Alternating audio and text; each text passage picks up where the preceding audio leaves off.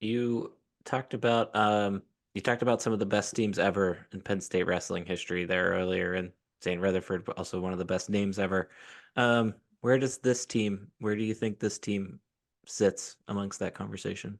So I think it's going to depend on what happens here in the postseason. But from day one, going back over this summer before the season even began, it felt like this team had the potential to go down as not just the greatest at Penn State, but the greatest in the history of the sport. Now, right now, I don't think it's there. Again, it comes down to postseason accomplishments. I go back to the New England Patriots. Had they won that game against the Giants, like that team goes down, I think, arguably is the best NFL team in history. But they lost the game that counted, and it's like, they were really good. It was a great story, but they aren't mentioned. When you're talking about the all time greats. So it is going to come down to the postseason.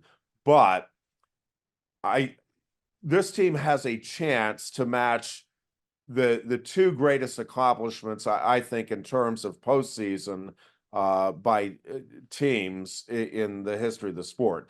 Minnesota in 2001 is still the only team that ever had all 10 starters or an All-America honors. That 2001 Minnesota team was very unique. It won the national title.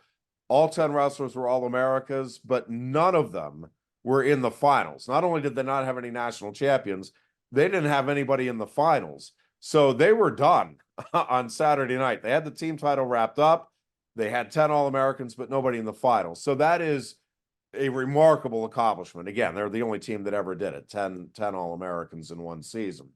This team has a chance. I mean, it's going to take some work, but all 10 wrestlers are certainly in All-American contention. Like, it's not a far-fetched, you don't have to have somebody have an unbelievable out of nowhere tournament. You need a couple of guys to finish, get one more win than what their ranking would indicate they should have at the national tournament, and that they're all Americans. So, and seven of them have already been all Americans, and the other three are freshmen. So, again, and those three freshmen, again, I think are all capable of being all Americans. So I think that's on the table for them.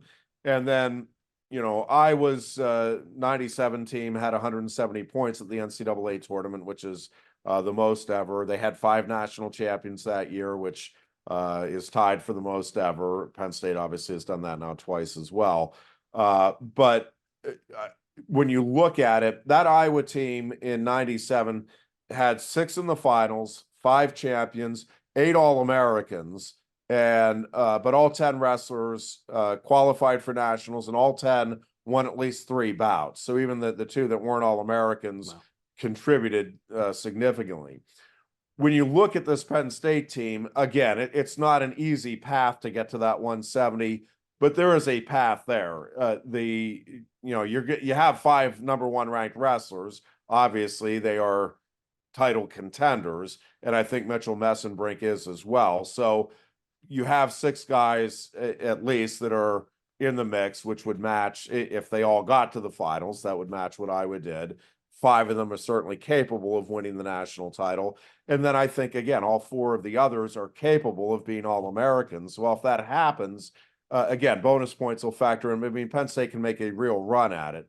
So, I think this team has the potential to go down as inarguably the greatest ever. I mean, if they can top 170 and get 10 All-Americans, and again, no guarantee by any stretch on either count, but I think they'll be in the mix for both.